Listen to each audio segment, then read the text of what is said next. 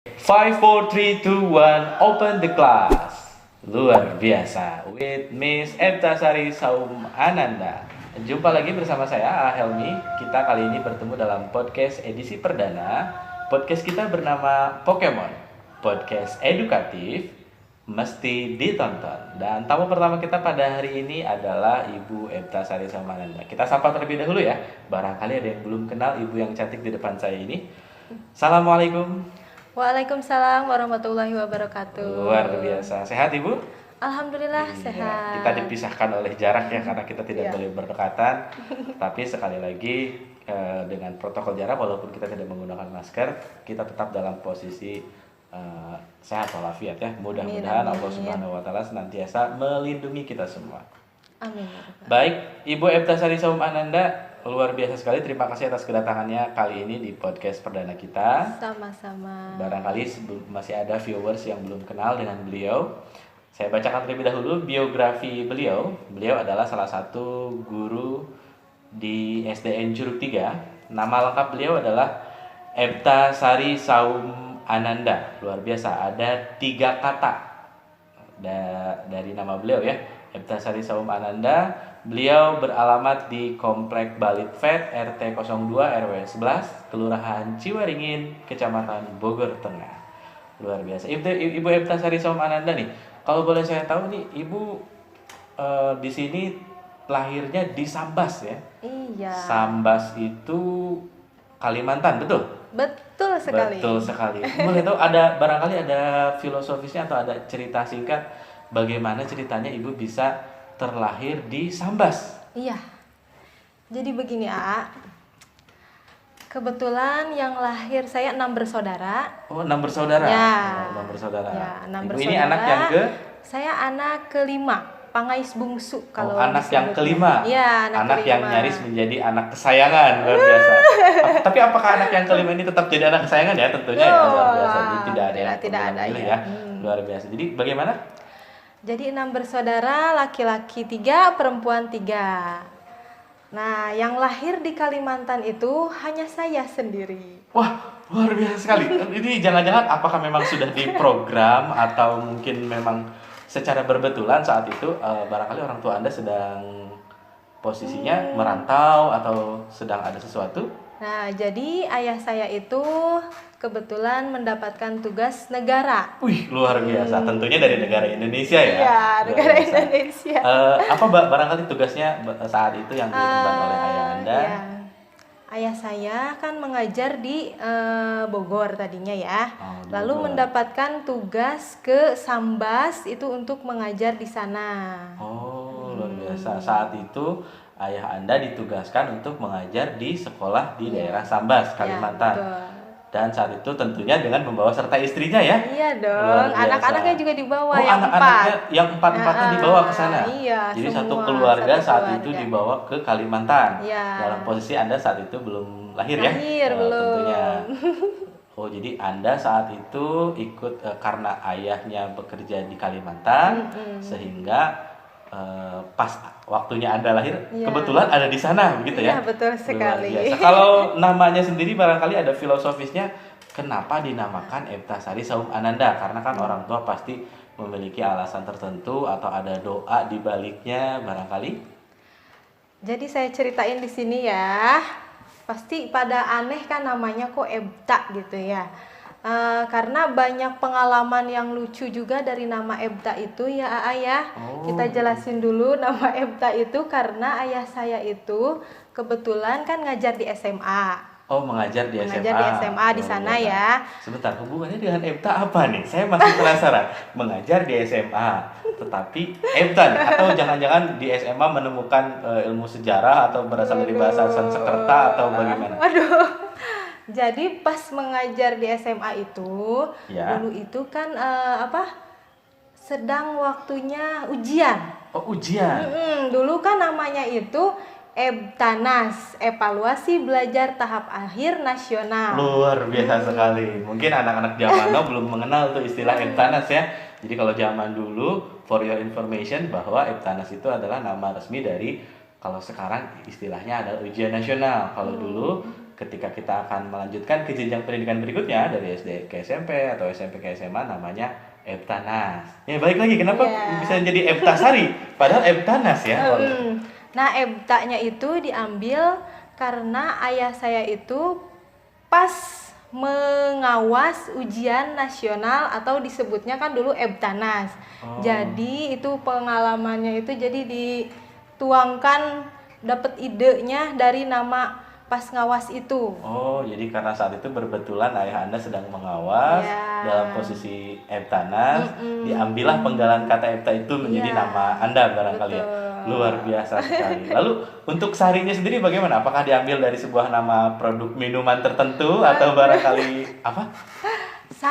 Sarinya itu diambil, kata ayah saya diceritain ya, katanya sarinya itu nama dokternya.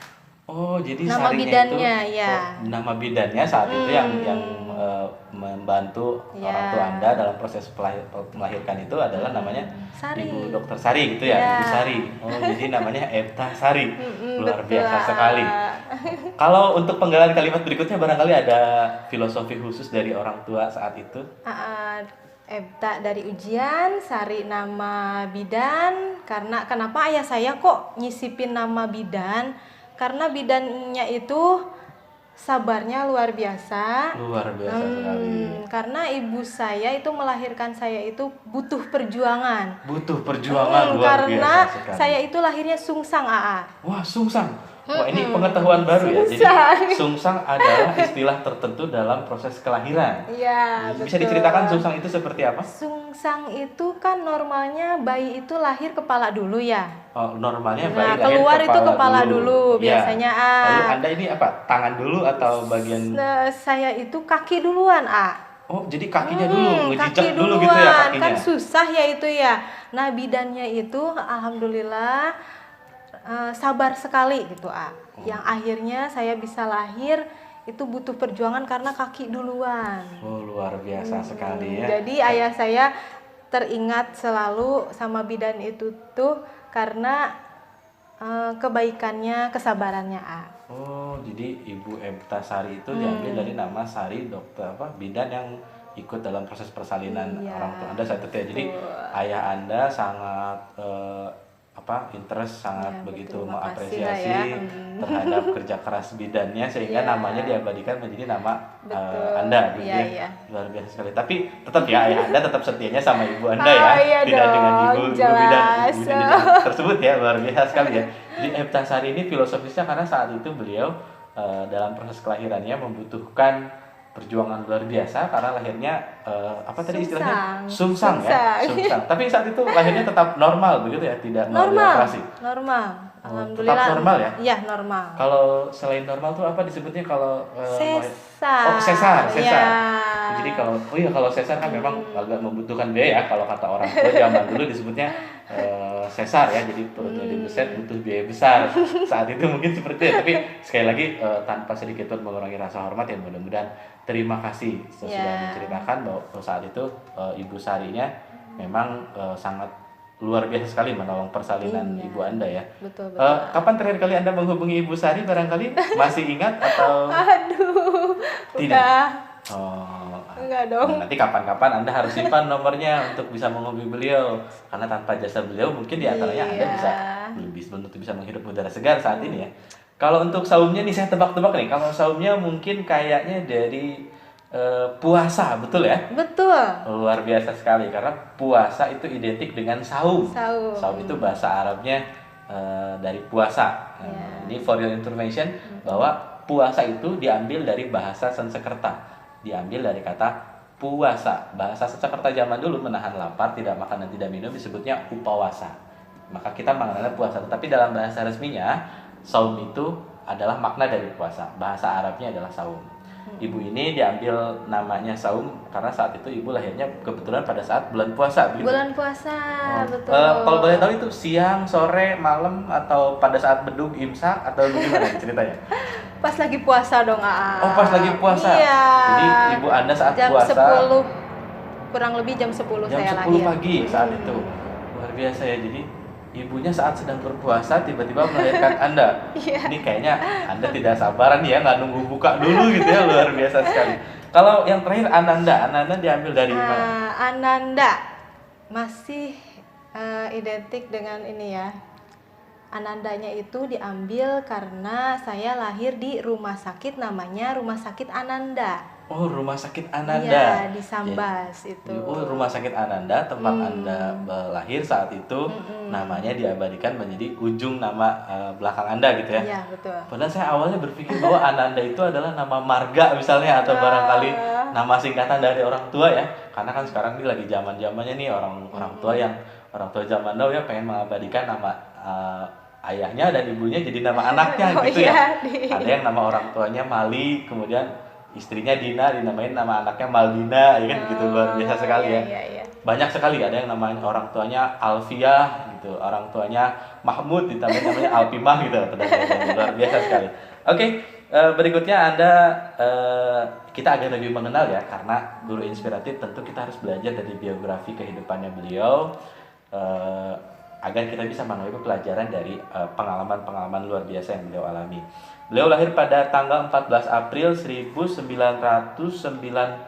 Ya. Betul begitu ya? Betul. Ya, kita agak-agak sedikit ya. Agak lebih sepuh Anda ya daripada saya.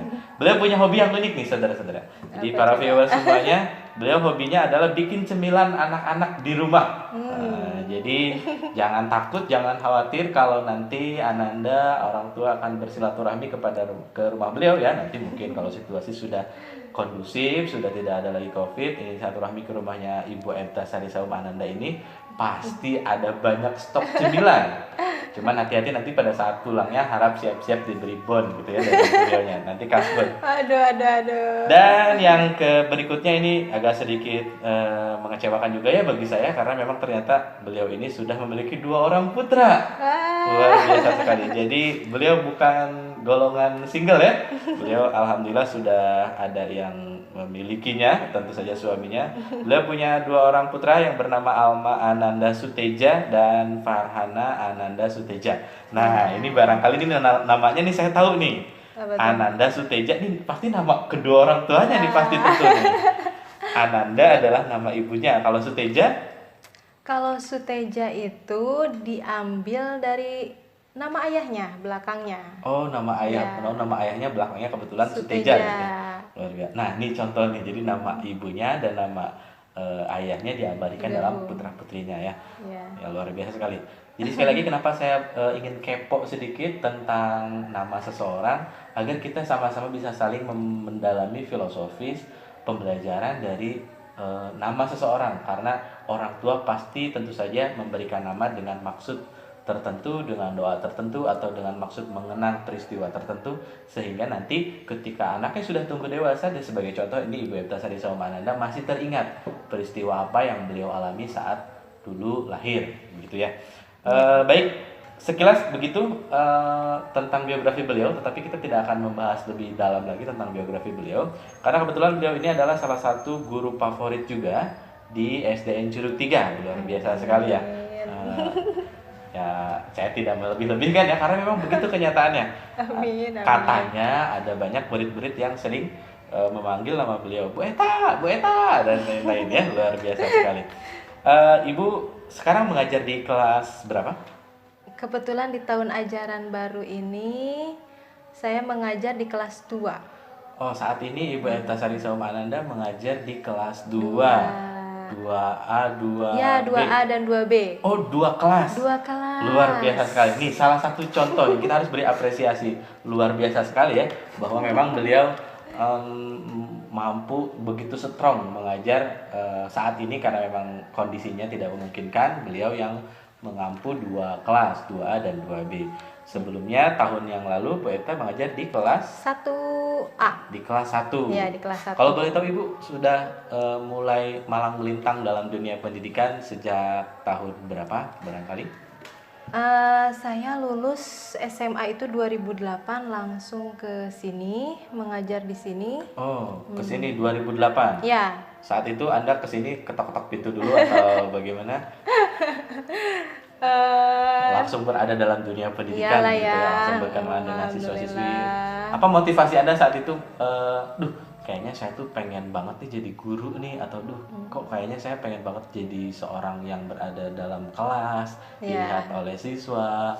Apa kira-kira latar belakang Anda? Motivasi awalnya sih sosok bapak ya, ngelihat sosok bapak itu kan seorang guru. Kayaknya guru tuh bijak, ngelihat bapak itu kayaknya ini banget lah, patut dicontoh gitu ya. Oh, Jadi luar saya biasa sekali. termotivasi pengen juga nih jadi guru.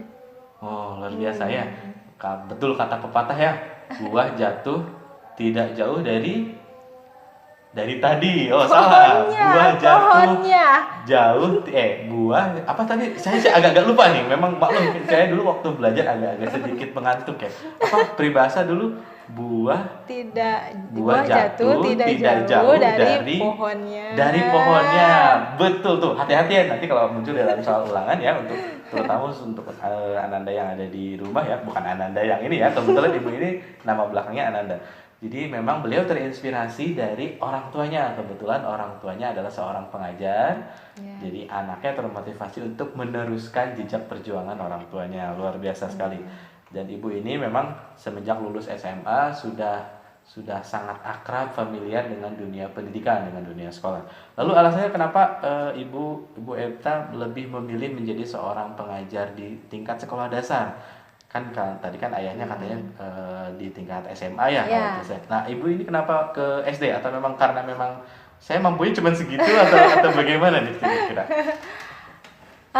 Kalau di SD saya melihatnya, kan saya di rumah juga suka anak-anak AA. Oh gitu, jadi di anak-anak kemudian. Suka anak-anak, main sama anak-anak, kayaknya seru aja gitu. Kayaknya nggak ada beban gitu kalau main bertemu tiap hari sama anak-anak. Kayaknya bahagia gitu. Kayaknya kalau masalah juga hilang kalau udah ketemu anak-anak. Wah, luar biasa sekali ya. Jadi salah satu motivasinya karena memang menyenangkan bergaul, bersosialisasi dengan anak-anak, berbagi inspirasi, tentu saja dalam posisi sebagai seorang pengajar atau sebagai pendidik ya. Ini Betul. perlu dicontoh. Jadi memang ada beberapa motivasi seseorang menjadi guru, terutama di sekolah dasar ya. Jadi bukan karena kemampuannya tidak bisa ya, luar biasa. Karena memang fakta membuktikan bahwa mengajar di tingkat dasar, terutama di kelas rendah, itu jauh ternyata lebih sulit Nah, ya. iya, Apa betul. betul begitu? Betul sekali, karena dari awal saya mengajar di sini selalu ditempatkan di kelas rendah. Rendah itu kan jadi awal-awal anak baru dari TK, ada yang nggak sama sekali dari TK gitu ya ayah. Jadi yang baru bisa pegang pensil itu luar biasa. Iya, sangat memang seperti itu ya. Jadi kalau kelas rendah itu ya, Iya betul. yang baru pertama kali adaptasi dari masa PAUD-nya, TK-nya, kemudian masuk sekolah dasar, kelas 1, kelas 2, yang masih gemeteran pegang pensilnya ya. Itu memang pasti membutuhkan lebih banyak energi ya untuk membimbing mereka dalam pembelajaran. Cuman barangkali mengingat ya saat ini situasinya kita tidak bisa melakukan tatap muka di sekolah, kemudian kita harus melaksanakan PJJ, pembelajaran jarak jauh. Ini kira-kira bagaimana nih? Kita kan sudah dari bulan Maret, bahkan sampai sekarang sudah memasuki bulan September, kita masih belum bisa bertatap muka langsung dengan para siswa, para anak didik kita ya barangkali. Betul. Bagaimana perasaan Ibu Epta menghadapi situasi seperti ini? Adakah mungkin rasa kerinduan atau mungkin luar biasa sekali ya? Mungkin ada sesuatu yang ingin diungkapkan ketika ini udah mulai bulan September nih, tapi kondisinya saya masih belum bisa tatap muka dengan mereka. Jadi perasaannya dari bulan Maret itu, ya pertama sih kalau ngedenger kata libur ya pasti seneng lah ya. Wah, loh, ini fakta membuktikan ya. Jadi kalau orang mendengar libur, kayaknya enak tuh ya. Iya. Luar biasa sekali. Dari Maret itu kan mau libur nih, karena dianjurkan untuk diliburkan kan sekolah. Iya, betul sekali. Yang di benak saya pertama kali, wah libur asik, bisa kumpul sama keluarga khususnya anak-anak di rumah gitu ya ayah. Cuman kok semakin kesini kok diperpanjang terus ya PSBB-nya gitu Jadi saya itu merasa jenuh, bukan jenuh karena di rumah ya, karena saya biasa melakukan aktivitas mengajar dan harus di-cut dengan cara PJJ dari rumah atau dari sekolah gitu kan, guru ada WFO sama WFH ya. Oh iya, nah ada istilah baru tuh ya. Mungkin barangkali ada yang belum belum mengenal bahwa guru juga di sekolahnya terbagi jadwalnya, ada yang disebut dengan istilahnya WFO atau work from office, Ya, juga ada yang WFH ya ya atau work from WFH. home. Jadi memang kita harus tetap menjalankan rutinitas pembelajaran, ada jadwal piketnya juga, tetapi tetap menggunakan protokol kesehatan. Betul sekali ya. Mungkin memang karena situasi saat ini kita tidak bisa mengantarkan anak-anak bertatap muka langsung ya. Sempat home visit barangkali sempat Iya, atau belum pernah? sempat. Oh, Sempat kan di Curug ini zona hijau tadinya ya Ayah. oh gitu. Nah, udah saya bikin jadwal home visit itu sampai per minggu di jadwal gitu ya Ayah. Cuman baru 2 kali home visitnya udah harus di-cut lagi. Luar biasa ya. Memang begitu keadaannya, kondisinya kita tidak memungkinkan untuk melakukan kunjungan. Para guru sudah memaksimalkan segala kesempatan, segala opsi untuk melaksanakan kegiatan pembelajaran. Mungkin ada beberapa yang terkendala tidak bisa pembelajaran daring, tidak bisa aktif handphonenya atau yang lainnya. Kita sempat membuat home visit begitu ya Ibu ya. Ya. Cuman tidak sampai terlaksana karena memang kita harus mematuhi protokol kesehatan untuk zona merah yang Zona memang merah tidak bisa dikunjungi sama sekarang, sekali ya. Itu iya, luar iya. biasa sekali. Memang awalnya kita agak sedikit bahagia ya mendengar kata libur itu. Libur Iya. sampai kita meminta untuk libur panjang gitu ya. Iya, betul. Ternyata libur panjangnya kebablasan berbulan-bulan ya, luar biasa. Memang seperti tadi itu ya, karena memang ucapan adalah doa, nama ya, juga ya adalah doa. Di balik itu semua, maka kita harus berhati-hati dalam berucap dan berdoa ya. Ya, betul. Prasangka yang baik tentu akan memunculkan keadaan yang baik juga ke depannya. Begitu katanya ya, begitu katanya. Betul. Kalau kata ini mah katanya gitu ya, katanya mah begitu.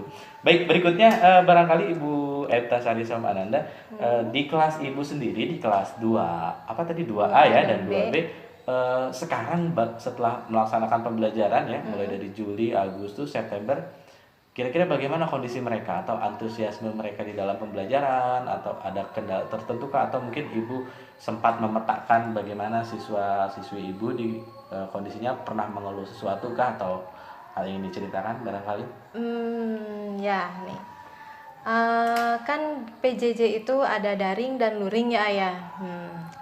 Kalau saya melaksanakannya kan daring dan luring itu dari handphone ya.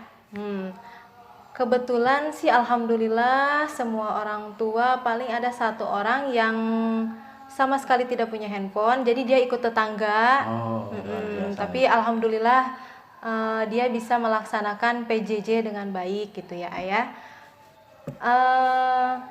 PJJ di rumah sih alhamdulillah nggak ada keluhan dari orang tua ya. Paling ada anak yang kan saya biasanya suka video call. Oh, luar biasa Ibu ini video video call ya call, dengan siswa-siswinya. voice note. Oh, voice note ya, suara. Ada anak laki-laki ya terutama, beberapa anak itu malu gitu Oh, jadi mungkin terkendala belum muncul rasa keberaniannya gitu ya dari mereka. malu. Jadi nggak tahu kabarnya gitulah, maksudnya suaranya gitu kan. Kalau kayak video call, voice note itu kan mengobati rasa rindu bu guru juga ya. Jadi bisa tahu kabarnya, keadaannya, kondisinya sehat gitu kan. Seneng udah lihat begitu ya. Nah ada anak-anak yang nggak berani tampil gitu, video call aja malu, ngumpet, voice note sampai nggak mau bilang ke mamanya. Ya mudah-mudahan sedikit demi sedikit muncul keberaniannya. Iya, luar gitu biasa ya. sekali ya. Untuk menangani hal tersebut, misalnya ada beberapa yang memang dalam keadaan kurang baik, misalnya dalam keadaan terkendala pembelajaran di rumahnya, adakah barangkali treatment tertentu atau tips tertentu yang Ibu sampaikan kepada orang tuanya, atau pesan-pesan tertentu yang disampaikan ke orang tuanya bahwa oh begini nak untuk mengatasi solusi tersebut? Alhamdulillah setiap mengawali pembelajaran di WA baik pun lewat itu pesan ya. Jadi saya sering mengingatkan kepada orang tua agar selalu sabar membimbing anak-anak. Karena emang sulit ya, banyak kendalanya mengajar anak sendiri itu kayaknya banyak tantangannya gitu, banyak beberapa orang tua kalau saya ketemu gitu ya di jalan, kalau enggak nge-WA gitu ya, "Ibu kapan ini masuknya? Kayaknya udah pusing nih Bu," gitu. Itu sih kalau kata saya sering ngasih semangat, motivasi kepada orang tua. Semangat, ya. semangat. Bagaimana untuk memberikan semangat? Semangat orang tua, semangat gitu ya. Bukan. Itu ya diberikan pendekatan ya, Iya, secara persuasif bahwa pendekatan. dilaksanakan tetap dengan baik begitu ya barangkali. Ya, motivasi yang membangun orang tua supaya lebih inilah mendidik anak-anak di rumah ya, dengan kondisi seperti ini kan memang harus dihadapi ya Ayah. Ya kita harus banyak-banyak berdoa, mendoakan anak-anak kita supaya lancar PJJ-nya gitu dan bisa mencapai keberhasilan ya. Oke, luar biasa sekali ya. Tetapi ibu ini memang tidak terbatas pada satu metode barangkali ya, tidak terbatas pada satu treatment. Ketika melaksanakan pembelajaran dilakukan juga persuasif secara obrolannya dengan orang tua bahwa PJJ ini berlangsung dengan sedemikian rupa agar anak tetap nyaman di rumah ya barangkali seperti itu. Kemudian terakhir barangkali karena kita juga menyangkut durasi ya, karena untuk edisi perdana ini kita tidak perlu lama-lama ya barangkali biar nanti para viewers kepo sendiri tentang apa yang akan kita gali berikutnya terkait dengan pembelajaran kita. Yang pasti dalam obrolan kita hari ini adalah seputar pembelajaran di rumah dan di sekolah langsung dari guru-gurunya ya, jadi langsung dari guru-guru. Untuk mengawali edisi perdana ini sengaja saya undang guru kelas 2 terlebih dahulu karena memang tahun lalu beliau mengajar di guru kelas 1 jadi mengalami masa transisi dari murid yang sama yang dipegang saat ini di kelas 2 barangkali ibu mau menyampaikan pesan tertentu untuk orang tua selama masa pandemi ini agar tetap mematuhi protokol kesehatan atau lain-lainnya, barangkali bisa disampaikan kepada mereka. Ya, untuk mamah-mamah di rumah, orang tua siswa, saya haturkan terima kasih banyak yang sebesar-besarnya kepada orang tua siswa karena tidak mudah mendidik anak-anak ya, bekerja sama membimbing anak-anak dalam pembelajaran itu luar biasa sekali. Saya haturkan terima kasih banyak, dan anak-anak ibu titip pesan sama anak-anak selalu mengawali pembelajaran dengan berdoa. Dan jangan lupakan 5 waktu sholatnya, terutama kalau misalnya kita mau belajar PJJ itu setiap hari, bangun pagi itu wajib ya, bangun pagi usahakan sholat subuh, dan setelah itu mandi, sarapan untuk membangun energi kita, karena belajar juga kan butuh energi ya, tenaga ya. Jadi kalau kita udah mempunyai energi yang baik ya, udah belajar, udah sholat, udah berdoa, kita itu bakalan semangat gitu belajarnya ya.